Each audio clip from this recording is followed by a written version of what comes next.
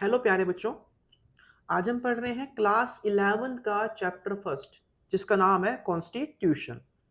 तो देखो, आप पढ़ते आ रहे हो कि होता क्या है कॉन्स्टिट्यूशन, लेकिन ये क्वेश्चन आपके एग्जाम में आपसे 1 मार्क्स में पूछते हैं कि है क्या कॉन्स्टिट्यूशन। तो बहुत ही सिंपल देखो बेटा इसका आंसर है। देखो, सपोज किया मैंने बोला एक कंट्री है, ठीक है बच्चों, क्या है आपकी एक कंट्री है। अब उस कंट्री में बहुत सारे लोग, पीपल भी होंगे। उस कंट्री में आपको बहुत सारे रीजन्स भी होंगे, वहाँ कास्ट भी होंगी, और वहाँ पे बहुत सारे क्या होंगे, इश्यूज होंगे, ऑर्गन्स होंगे चीज़ों के। तो उन सब के बीच में एक ऐसी अथॉरिटी होनी चाहिए जो उन सबको रूल्स एंड रेगुलेशन प्रोवाइड करे। फिर चाहे वो पीपल हो, चाहे वहाँ की ऑर्गेनाइजेशंस हो, जैसे कि जुडिशरी है, लेजिस्लेचर है, पार्लियामेंट है, ये सब होता है आपका। ठीक है, ये आपका एग्जीक्यूटिव हो गया। तो कॉन्स्टिट्यूशन क्या है? कॉन्स्टिट्यूशन एक किताब है जिसमें एक कंट्री को रूल करने के लिए जो जो चीजें चाहिए होती हैं वो सब लिखी होती हैं। सारे रूल्स एंड रेगुलेशंस का जो निचोड़ है, कैसे एक कंट्री चलती है, वो सारी बातें कहाँ लिखी होती हैं? वो सारी बातें लिखी होती हैं कॉन्स्टिट्यूशन में। कहाँ बच्चों? कॉन्स्टिट्यूशन में। इसको बेटा हिंदी में कहते हैं हम लोग, हिंदी में कहते हैं इसको संविधान। जो लोग हिंदी मेरा वीडियोस देखते हैं उनके लिए बता रहा हूँ मैं, ये हिंदी में कहते हैं इसको हम लोग संविधान। ठीक है, तो बहुत सिंपल कंसेप्ट हमने पढ़ा, क्या होता है संविधान, ये हमने समझ लिया। बट अगर हम इसको पढ़ते हैं एज अ डेफिनेशन में, तो we should know constitution is a compact, और we can say it's a written document. देखो, कोई बात मैंने मुंह से बोली है उसकी वैल्यू कम होगी, लेकिन अगर वही बात मैंने लिख के बोल दी ना आपको, तो उसकी वैल्यू बढ़ जाती है। तो संविधान क्या है? कॉन्स्टिट्यूशन एक लिखित दस्तावेज है डेट कंप्राइजेस, जिस डॉक्यूमेंट में क्या है, उस डॉक्यूमेंट के अंदर बहुत सारे आर्टिकल्स हैं। Articles means rules. अब वो रूल्स किसके बारे में है? वो रूल्स है स्टेट के बारे में। स्टेट मीन्स गवर्नमेंट, सरकार के बारे में सब रूल्स लिखे पड़े हैं। कहाँ पे? कॉन्स्टिट्यूशन में। अब वो रूल्स बताते क्या है? वो रूल्स बताते हमको ये हैं कि जो स्टेट है, जो गवर्नमेंट है, वो कैसे चलेगी, कैसे बनेगी, और किन बातों को वो फॉलो करेगी। ठीक है, तो संविधान क्या है? संविधान एक तरीके से, कॉन्स्टिट्यूशन बेटा क्या है, ये एक तरीके से गाइडेंस है। किसको? गवर्नमेंट को एज वेल एज सिटीजन्स को। भाई, जनता और सरकार दोनों तो बातें मानती संविधान की। समझ में आ गया? तो ये बेटा आपका एक 1 मार्क क्वेश्चन है, जहां पे हम लोग ये पढ़ रहे हैं कि व्हाट इज कॉन्स्टिट्यूशन, संविधान क्या है। आई होप आपको समझ में आ गया। नेक्स्ट टॉपिक बेटा जो हमारा आता है, what are the functions of constitution. अब संविधान है, देयर इज कॉन्स्टिट्यूशन, तो कुछ तो बच्चों उसके फंक्शंस भी होंगे ना। या तो आपसे पूछेंगे what are the functions of constitution, या बच्चों आपसे पूछेंगे कि why do we need constitution, या what is the importance of constitution. Question 3 तरह से आपसे पूछ सकते हैं, बट आंसर आपका एक ही होने वाला है। इसके एग्जाम्पल ये मैं आपसे पूछूंगी what is the function of eye, या why do we need eye, या what is the importance of eye, आंख, आंख की जरूरत क्यों है, आंख का फंक्शन क्या है, तो क्या बोलोगे आप लोग? आंसर भी घुमा के दोगे ना कि देखते हैं, आज से हम लोग उससे वॉच करते हैं। तो वैसे ही फंक्शंस क्या होते हैं कॉन्स्टिट्यूशन के। 4 मार्क्स क्वेश्चन है, 4 नंबर की बेटा इसकी आपकी वेटेज रहती है। सो हम फंक्शंस पढ़ते हैं। सबसे पहला फंक्शन क्या होता है? The first function of a constitution is to provide a set of basic rules. अब भैया जनता है, जनता में हर तरह के लोग रहते हैं, कुछ शांत रहते हैं, कुछ गुस्से वाले हैं। अब उन लोगों के बीच में ना एक कोऑर्डिनेशन बिठाने के लिए, उन लोगों के बीच में थोड़े से बेसिक रूल्स देना संविधान का हमारे पहला फंक्शन है। अब भैया आपने सुना होगा ना वो, कि जिस घर में 4 बर्तन हैं तो वो तो बजेंगे ही। तो जिस देश में 140 करोड़ लोग हैं तो वो तो भिड़ेंगे ना। लेकिन वो ना भिड़े तो उनके लिए हमें थोड़े से रूल्स और रेगुलेशंस डालने होते हैं, और वही रूल्स एंड रेगुलेशंस क्या होते हैं बेटा, उन्हीं को बेटा हम लोग बोलते हैं फंक्शन ऑफ कॉन्स्टिट्यूशन। तो पहला फंक्शन क्या था? लोगों के बीच में मिनिमल कोऑर्डिनेशन स्टैब्लिश करना। ठीक है, पहला पॉइंट। दूसरा, अब सबके घरों के अंदर फैसले लेने वाले बंदे अलग अलग होते हैं। किसी घर में लेते हैं फैसले लेते हैं दादा, कहीं लेती हैं दादी, कहीं लेते हैं ताऊ जी, कहीं लेते हैं पापा, डिपेंड्स ऑन कि फैमिली कैसी है। न्यूक्लियर फैमिली है, जॉइंट फैमिली है। वैसे ही एक देश में, ठीक है ना, फैसले कौन लेगा, ठीक है ना, किसके पास कितनी पावर है, ये सारी बातें कहाँ लिखी होती हैं, ये बेटा लिखी होती है हमारे कॉन्स्टिट्यूशन में। यानी कि दूसरा फंक्शन ये होता है कि is to specify who has the power to make decision. समाज में फैसले कौन लेगा, भाई किसकी चलेगी, प्रेसिडेंट की या पीएम की। एक एरिया में कौन बड़ा है, एमपी बड़ा है, एमएलए बड़ा है या काउंसलर बड़ा है, कौन बड़ा है। संविधान ये भी तय करता है भैया कि गवर्नमेंट कैसे बनेगी भैया, सिंपल मेजोरिटी क्या होती है, क्लियर मेजोरिटी क्या होती है, अलायंस फॉर्मेशन क्या होती है। ये सारी बातें कहाँ लिखी होती हैं, ये सारी बातें बच्चों लिखी होती हैं हमारे कॉन्स्टिट्यूशन में। ठीक है जी, नेक्स्ट पॉइंट पे आते हैं। अब तीसरा फंक्शन पे आते हैं। The third function of a constitution, ठीक है, is to set some limits on what a government can impose on its citizens। भैया जनता के पास बहुत सारे अधिकार हैं और उन अधिकारों पे कंट्रोल करने का राइट गवर्नमेंट के पास है, लेकिन गवर्नमेंट कितनी लिमिट ला सकती है जनता के ऊपर, ये भी हमारा कॉन्स्टिट्यूशन सेट करता है। मतलब चाहे वो गवर्नमेंट हो, चाहे वो हमारे सिटीजन्स हो, किसी के पास भी कोई भी चीज अनलिमिटेड है नहीं है। द आंसर इज नहीं है। ठीक है, ये लिमिट्स ऐसी होती हैं कि गवर्नमेंट इनको कभी बेटा ट्रेसपास नहीं कर सकती। यानी कि एक लिमिट है भाई, एक लक्ष्मण रेखा है, उसको वो पार कभी नहीं करते। जनता भले ही कर दे पार लक्ष्मण रेखा, लेकिन गवर्नमेंट नहीं करती भाई कभी अपनी लक्ष्मण रेखा पार। और चौथा और आखिरी फंक्शन क्या होता है, कॉन्स्टिट्यूशन ये कहता है कि भैया गवर्नमेंट को अपनी बातों को फुलफिल करने का मौका दिया जाए। यानी कि the fourth function of constitution is to enable the government to fulfil the aspirations of society. भाई जनता की इच्छा है, अब जनता की इच्छाओं को पूरा कौन करेगा, जनता की इच्छाओं को बेटा पूरा करेगी हमारी गवर्नमेंट। लेकिन गवर्नमेंट को तो मिलना चाहिए ना मौका, तो वो सारे मौके कैसे मिलते हैं, वो मिलते हैं थ्रू कॉन्स्टिट्यूशन। साथ ही साथ में एक जस्ट सोसाइटी बनाने के बाद ही बेटा हमारा कॉन्स्टिट्यूशन आपका करता है। ठीक है जी, तो क्या होता है कॉन्स्टिट्यूशन और क्यों जरूरी है कॉन्स्टिट्यूशन, या उसके फंक्शंस क्या होते हैं, ये बच्चों हम लोगों ने अब तक पढ़ लिया है। ठीक है, तो आई होप आपको ये दो कंसेप्ट हमको समझ में आ गया। हम चलते हैं अपने अगले कंसेप्ट पे, जो कि है बहुत ज्यादा इंपॉर्टेंट और आपके एग्जाम में इस क्वेश्चन की वेटेज भी देखो, इस वाले की वेटेज भी 4 नंबर की है, और भाई इस क्वेश्चन की वेटेज 4 और 6 नंबर की हो सकती है। भाई पहले बोल रहा हूँ, समझने वाला क्वेश्चन है और बहुत इंपॉर्टेंट क्वेश्चन आपके एग्जाम में आएगा। ठीक है जी, so let's start our topic, how Indian constitution was made. भारतीय संविधान कैसे बना। ठीक है, कैसे बना, बताओ कैसे बना। अब बहुत से लोग बोलते हैं कि इसको बनाया था बी आर अम्बेडकर ने, तो भाई ये जवाब ना गलत है। B R Ambedkar drafting committee के चेयरमैन थे, लेकिन संविधान को पता किसने बनाया था, constitution was made by constituent assembly. भाई संविधान को बनाया था संविधान सभा ने, constitution was made by constituent assembly. ये असेंबली जो थी ना, इस असेंबली को इलेक्ट तब किया गया था जब भारत के दो हिस्से नहीं हुए थे, यानी कि व्हेन इंडिया वाज अनडिवाइडेड। ठीक है, और इस असेंबली की पहली मीटिंग कब हुई थी, इस असेंबली की बेटा पहली मीटिंग हुई थी 9 दिसंबर 1946 को। देखो बच्चों, ये मैं आपको ना साथ साथ आपको 1 मार्क्स भी कवर करवा रहा हूँ, कोई ज़रूरत नहीं है फालतू की एमसीक्यू सीरीज देखने की, इसी वीडियोस में सब कुछ मैं आपको कवर करवा दूंगा। नेक्स्ट पॉइंट पे, अब ये जो मीटिंग हुई थी ना, वैसे देखो बुक में वैसे है नहीं बता सकता मैं आपको, ये पहली मीटिंग थी। दूसरी मीटिंग हुई थी उसकी 11 दिसंबर को, 11 दिसंबर 1946 को, बट बुक में नहीं है, कोई दिक्कत नहीं, थोड़ा सा पढ़ लो एक्स्ट्रा आप लोग। ठीक है, और उसके बाद जब भारत के दो हिस्से हो गए, जब बंटवारा हो गया, तब ये हुए थे रीअसेंबल, कब, 14 अगस्त 1947 में।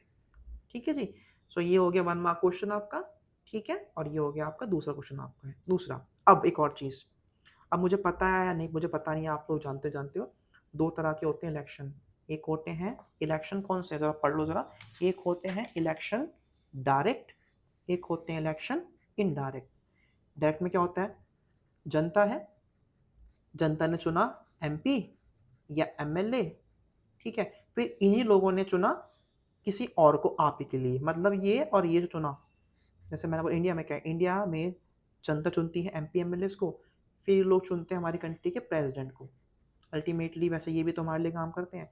तो ये जब चुन रही जनता चुन रही है इनको एमपी एमएलए को, तो इसको बोलते हैं डायरेक्ट इलेक्शन, ठीक है। और जब ये एमपी एमएलए चुनते हैं हमारे लिए, अब किसी और उसको बोलते हैं इनडायरेक्ट इलेक्शन, ठीक है जी। तो वैसे ही बोल रहे हैं कि कॉन्स्टिट्यूंट असेंबली के जो मेंबर्स थे ना, उनको चुना गया था इनडायरेक्ट इलेक्शन के द्वारा। अब इनको चुनने वाले लोग कौन थे, जैसे मैंने बोला प्रेसिडेंट को चुनने वाले कौन थे, एमपी एमएलए। तो कॉन्स्टिट्यूंट असेंबली को चुनने वाले मेंबर्स कौन थे, वो लोग थे members of provincial legislative assembly that had been established under the government of India act 1935। 1935 में जिन मेंबर्स को गवर्नमेंट ऑफ इंडिया एक्ट के तहत चुना गया था, इन्हीं मेंबर्स को चुना था कॉन्स्टिट्यूंट असेंबली के मेंबर्स को, ठीक है। यानी कि कॉन्स्टिट्यूंट असेंबली को जनता ने नहीं चुना था, it was not a directly elected body, ठीक है। दूसरी बात, नेक्स्ट पॉइंट, जो असेंबली थी इसको बनाने के लिए बनाया गया था प्लान, और उस प्लान का नाम क्या था, उस बेटा प्लान का नाम था कैबिनेट मिशन प्लान, ठीक है जी। क्या नाम था उसका, cabinet mission plan. The constituent assembly was composed roughly along the lines suggested by the plan proposed by the committee of British cabinet। इसको हम लोग कैबिनेट मिशन प्लान बोलते हैं। अब ये प्लान क्या बोलता है, आई होप आपको 2 पॉइंट समझ में आ गए, ऐसे लिख के आना आपको आंसर। अब ये प्लान क्या बोलता है, देखो ये प्लान बोलता है क्या, ये प्लान बोलता है कि हर प्रोविंस को और हर प्रिंसली स्टेट को, ठीक है, उसके पॉपुलेशन के अकॉर्डिंग सीट अलॉट की जाएगी। यानी कि each province and each princely state or group of states were allotted seats proportional to their respective population, roughly in the ratio of 1:10 lakh। यानी कि मैंने बोला ये एक एरिया है, अब इस एरिया में एग्जांपल बता देते हैं, 10 लाख लोग रहते हैं, तो जिस एरिया में 10 लाख लोग रहते हैं ना, उस एरिया को हम लोग एक पर्सन अलॉट करेंगे। वैसे अगर यहाँ 50 लोग रहते हैं तो कितने हो गए बताओ, कमेंट करो कितने हो गए, आप बताओ कितने हो गए बेटा, सिंपल 50 में से हो गए 5 लाख आपके, ठीक है। तो इस रेशियो को देखते हुए एज ए रिजल्ट आपको जो आपके ये थे प्रोविंसेस बीपी, जो कौन थे बेटा, जो थे आपके ब्रिटिश प्रोविंसेस, इनको बेटा 292 मेंबर्स इलेक्ट करने थे, और प्रिंसली स्टेट्स को 93 मेंबर्स जो है वो एलोकेट किए गए थे, अलॉट किए गए थे आपके लिए, ठीक है। तो इतने मेंबर्स आए प्रोविंस के हाथों में, इतने मेंबर्स आए किसके, प्रिंसली स्टेट्स के हाथों में। प्लस एक बात और जो बुक में नहीं है, 4 सीट्स और थी जो आपके बेसिकली आपके ये अजमेर, कूर्ग, बलोच, इन सबको दी गई थी, बट बुक में नहीं, मैं फिर पढ़ा रहा हूँ, ये बेसिकली आपके कमिश्नर्स थे, इनको भी दी गई थी, बट इसका मेंशन नहीं है तो हम लोग इसको छोड़ देते हैं अभी। नेक्स्ट पॉइंट, अब जब ये सारे मेंबर्स थे ना, टोटल आपके 389 मेंबर्स थे, तो इन बेटा मेंबर्स को हम लोगों ने 3 कैटेगरीज में डिवाइड किया था।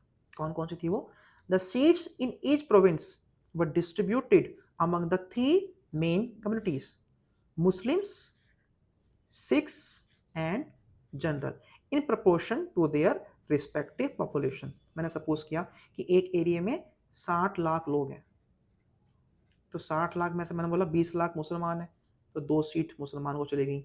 मैंने बोला 30 लाख जनरल्स हैं, तो 3 का चलेगी, 3 चलेगी जनरल्स को। और मैंने बोला 10 लाख सिख, तो 1 का चलेगी, 1 ये चलेगी आपकी सिखों को। तो कुछ इस तरीके से हम लोगों ने इसका बंटवारा किया था। इसके बाद में हर कम्युनिटी को, ठीक है, members of each community in the provincial legislative assembly elected their own representative by the method of proportional representation. यानी कि भाई जो इस इलेक्शंस में इन मेंबर्स को चुनने के लिए जो मेथड इस्तेमाल किया गया था ना इलेक्शंस में, वो क्या था, वो था आपका प्रोपोर्शनल रिप्रेजेंटेशन, इसको हम लोग पीआर भी कहते हैं, पढ़ेंगे हम लोग आगे चल के।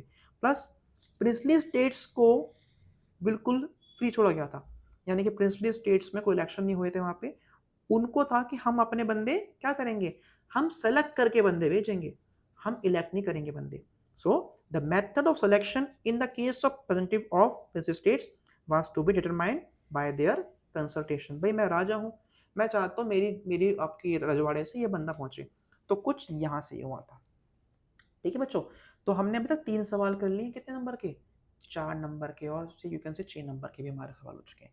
तो जब भी आपसे पूछेंगे जवाब, तो आपको कुछ इस तरीके से लिख के आना है आपका। ठीक है, आई होप बेटा आपको ये समझ में आ गया। नेक्स्ट टॉपिक आता है हमारा, what is the meaning of, what या फिर व्हाट इज मोड ऑफ प्रमोलगेशन।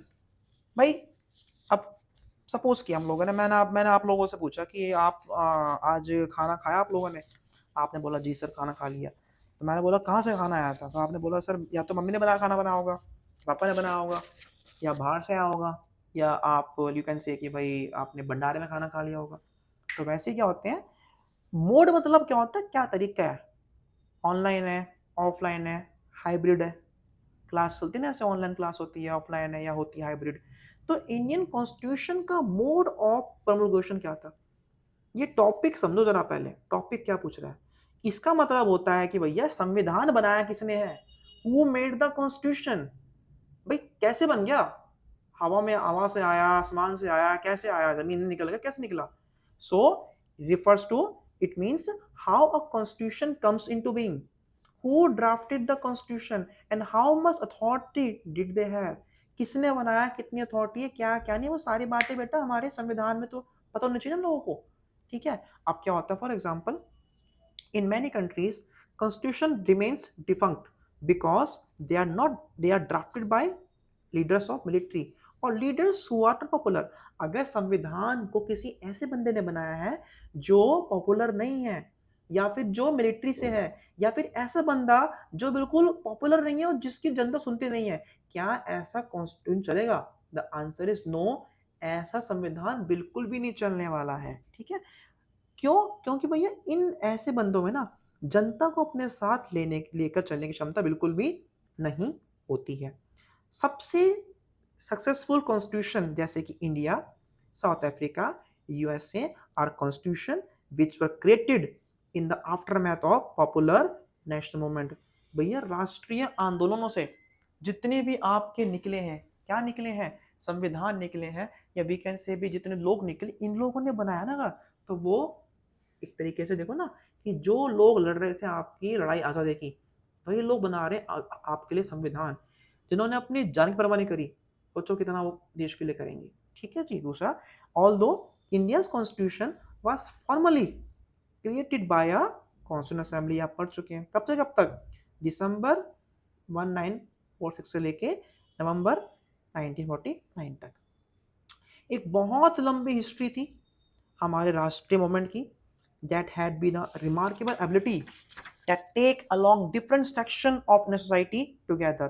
भैया आप सभी जानते हो कि हमारे देश में जो शुरुआत हुई थी मूवमेंट्स की, वो कब से हुई थी, और हर तबके को साथ लेके चलना, non cooperation movement, civil disobedience movement, ठीक है, इन सबको में सबको साथ लेकर चलने की क्षमता सिर्फ भारत के लोगों में थी, तभी तो जाके बना था हमारा संविधान। और जिन लोगों ने आजादी की लड़ाई लड़ी थी, उन्हीं लोगों ने बेटा बनाया था हमारे देश का संविधान। The constitution Drew enormous legitimacy from the fact that it was drawn by the people who enjoyed immense public credibility. भैया पॉपुलैरिटी थी, जनता में उनका दबदबा था, भौकाल था, भपका था, उन लोगों ने बनाया। इन लोगों में काबिलियत थी क्या करने की, to negotiate and command the respect of wide cross. समाज में जितनी सोसाइटी है, जितने लोग हैं, उन सबको कमांड देने की। who were able to convince the people that the constitution was not an instrument for the aggrandizement of their personal power। भैया भारत के लोगों ने ये प्रूफ किया था कि ये जो है ना कॉन्स्टिट्यूशन, ये हमारी पर्सनल पावर के लिए नहीं है, ये जनता के लिए बनाया गया है, और जनता ही इस चीज को प्रॉपर लेके आगे चलेगी आपका ये। ठीक है, आगे जब ये संविधान हमारा तैयार हुआ, तो इसमें ब्रॉड नेशनल कंसेंसस थी। समझते मतलब क्या होता है इसका, यानी कि सहमति थी, जनता ने इसके ऊपर लगाई थी मोहर कि भैया ये जनता चुन रही है ना, ये बिल्कुल जो उन्होंने काम किया वो हम चाहते हैं। ठीक है बच्चों, तो ये बेटा हमारा पार्ट 1 था। ठीक है ना, दूसरी बात, जिन बच्चों को इस चैप्टर के नोट्स चाहिए ना, तो एक काम करो, इंस्टाग्राम पे जाओ, विवेक अरोड़ा पॉल साइंस वाले सर्च करो, मुझे फॉलो करो, और अपने फ्री नोट्स कलेक्ट कर लो। मिलते हैं बहुत जल्द आपसे पार्ट नंबर 2 में। Thank you so much. जय महाकाल, हर हर महादेव।